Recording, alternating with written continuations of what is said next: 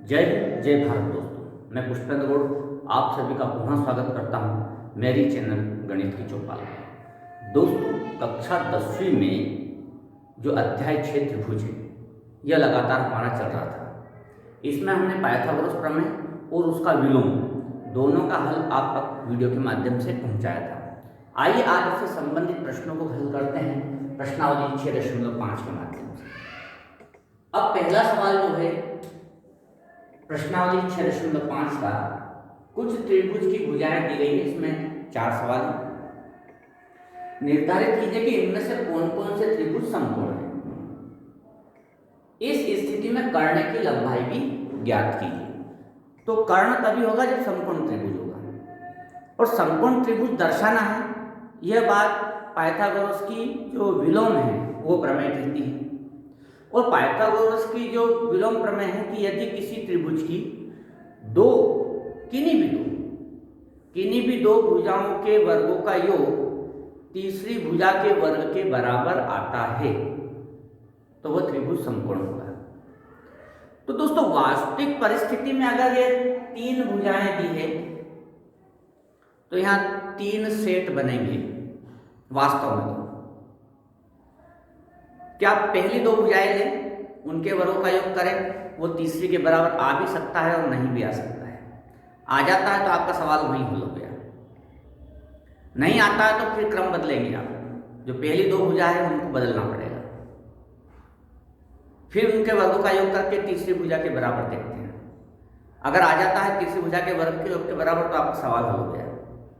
लेकिन नहीं आया तो आप फिर सेट बदलेंगे, फिर अन्य 2 भुजाओं के वर्गों का योग करेंगे और फिर देखते हैं कि अगर तीसरी भुजा के वर्ग के योग के बराबर आ जाता है तो आपका सवाल हल हो गया। लेकिन तीनों ही बार में अगर तीसरी भुजा के वर्ग के योग के बराबर नहीं आता है तब जाकर के हम ये कहेंगे कि ये समकोण त्रिभुज नहीं है। लेकिन वास्तव में हम 3 बार सवाल को हल नहीं करते हैं। हम उसका हल ये पहले से निकाल लेते हैं कि 2 जो छोटी भुजाएं हैं उनको वर्ग को योग करते हैं और फिर जो तीसरी बड़ी भुजा है उसके वर्ग के योग के बराबर देख लेते हैं। पर वास्तविकता जो है वो मैंने आपको बता दी है कि वास्तव में 3 अलग अलग सेट बनाने के बाद तय होता है कि त्रिभुज समकोण है या नहीं। कैसे? जैसे कि मान लो यहाँ पर 3 भुजाएं दी गई हैं। अब मैंने माना कि ए बराबर 7 सेंटीमीटर, बी बराबर 24 सेंटीमीटर और सी बराबर 25 सेंटीमीटर। अब 2 भुजाओं का वर्गों का योग करता हूं मैं। तो मैंने क्या, a का वर्ग धन b का वर्ग अर्थात 7 का वर्ग धन 24 का वर्ग। तो इस प्रकार से मैंने 2 वर्गों का योग किया है। 7 का वर्ग होता है 49 और 24 का वर्ग मतलब 24 गुणित 24 576। इन दोनों को जोड़ा तो 9 और 6 15, 5 हासिल आए 8 और 4 12, 2 हासिल आए 5 और 6। ये तो 2 भुजाओं का वर्ग का योग हो गया। अब तीसरी भुजा है वो है सी, इसका वर्ग किया तो आया 25 का वर्ग, ये भी हो गया 625। अतः समीकरण 1 व 2 से a का वर्ग धन b का वर्ग बराबर है c के वर्ग के 625 c के वर्ग के। तब हम यह लिखेंगे पाइथागोरस प्रमेय के विलोम से, पाइथागोरस प्रमेय के विलोम से त्रिभुज समकोण होगा।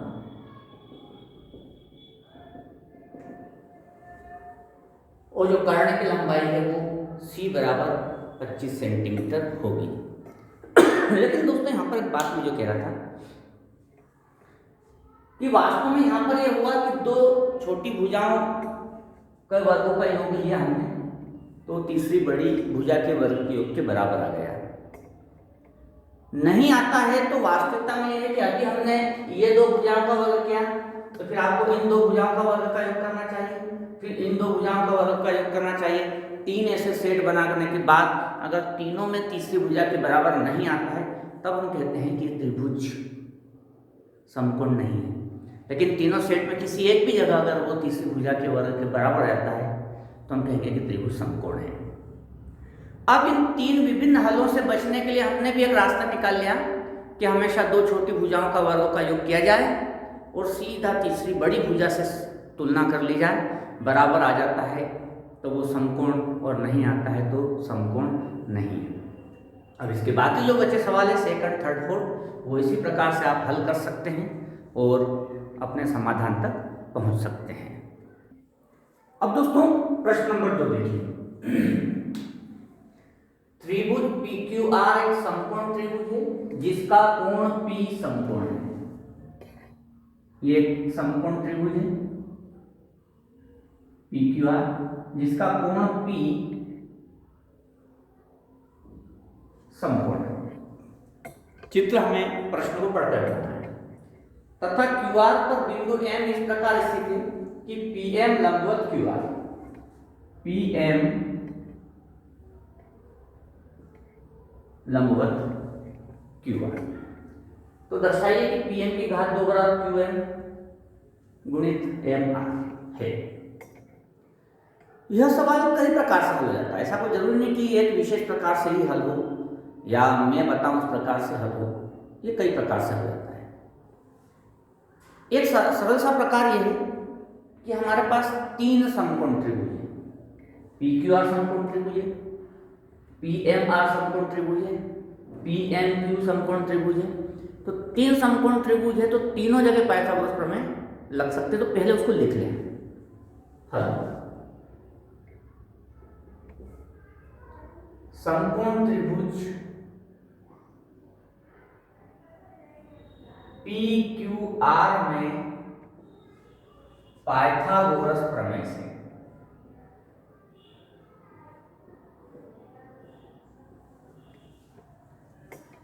तो ये हो जाएगा आपका PQ square plus PR square बराबर QR स्क्वायर समीकरण 1। ये बड़ा वाला त्रिभुज समकोण है, इसको लिख लिया।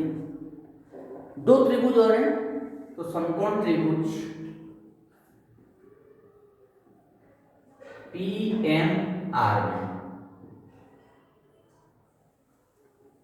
ये समकोण है तो इसके सामने कर्ण होगा तो हो गया PM का स्क्वायर धन MR स्क्वायर, PM स्क्वायर धन MR स्क्वायर बराबर PR स्क्वायर। अब PMR स्क्वायर बराबर QM धन MR सिद्ध करना तो इसको भी देख कर चलते हैं। तो हम यहाँ क्या करते हैं कि PM स्क्वायर का मान पहले से निकाल लेते हैं। तो यहाँ से निकल जाएगा PM स्क्वायर का मान, तो हो गया PM स्क्वायर बराबर PR स्क्वायर धन MR स्क्वायर। ये हो गया आपका समीकरण 2। इस प्रश्नावली की खासियत ये है कि जो सिद्ध करना है उसको भी देखते चले कि हमारी रिक्वायरमेंट क्या है, हमें क्या चाहिए। तो हमें PM स्क्वायर चाहिए तो हमने इसका मान निकाल लिया। इसी प्रकार समकोण त्रिभुज PMQ में तो समकोण त्रिभुज PMQ इसमें समकोण यहाँ पर है तो ये आपका कर्ण हो जाएगा। तो ये भी हो जाएगा PM स्क्वायर बराबर MQ स्क्वायर PM स्क्वायर धन MQ स्क्वायर बराबर PQ स्क्वायर। तो यहाँ पर जो हो जाएगा आपका PM स्क्वायर बराबर PQ स्क्वायर ऋण MQ स्क्वायर।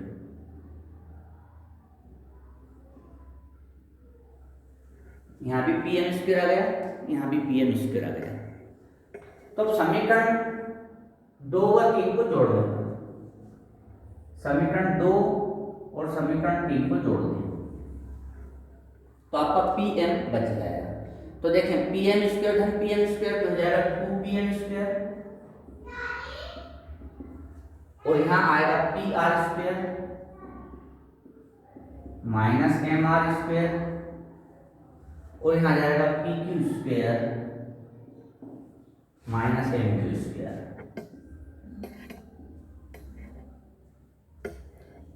अब समीकरण हम एक में देखते हैं तो पी क्यू स्क्वायर धन पी आर स्क्वायर बराबर क्यू आर स्क्वायर, तो पी क्यू स्क्वायर धन पी आर स्क्वायर ये दोनों, पी क्यू स्क्वायर धन पी आर स्क्वायर ये हो जाएगा क्यू आर स्क्वायर समीकरण एक से।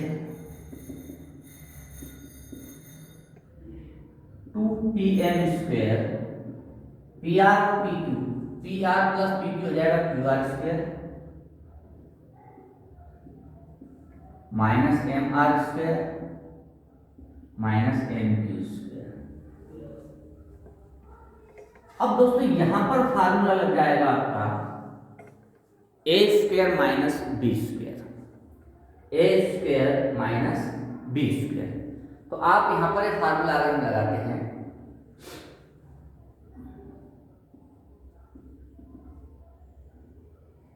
तो A square minus B square होता है ए माइनस बी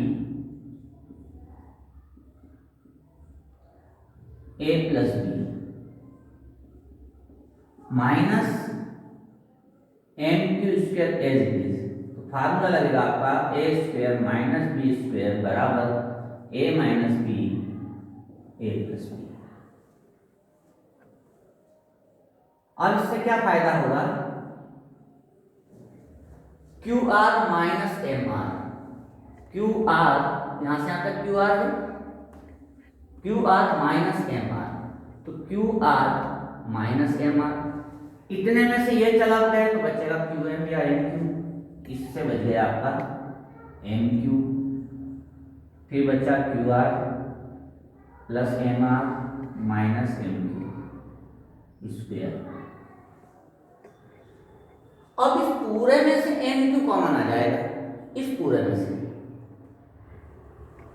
इस पूरे में से एम क्यू कॉमन लिया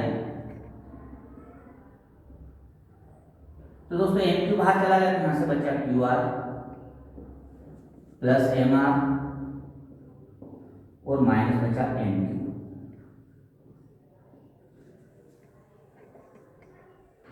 तो अब आप Q R minus M Q, Q R minus M Q, इस पूरे क्यू आर में से एम क्यू माइनस हो जाएगा, इस क्यू आर में से माइनस हो जाएगा एम क्यू, तो बच्चा 2pm बराबर एम क्यू और क्यू आर में से एम क्यू गया, क्यू आर में से एम क्यू गया तो एम आर बचा, M R plus M are.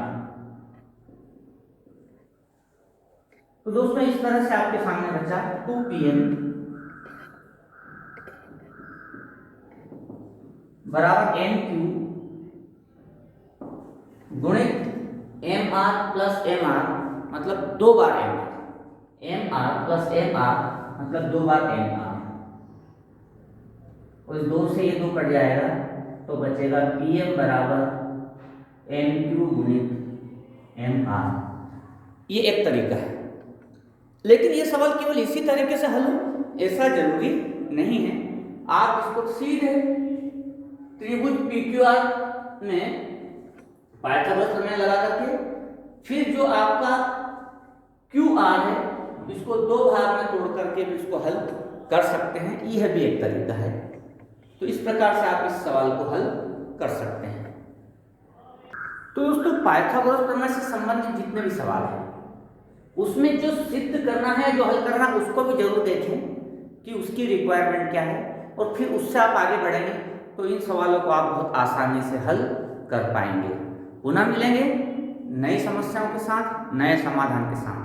तब तक के लिए जय हिंद, जय भारत।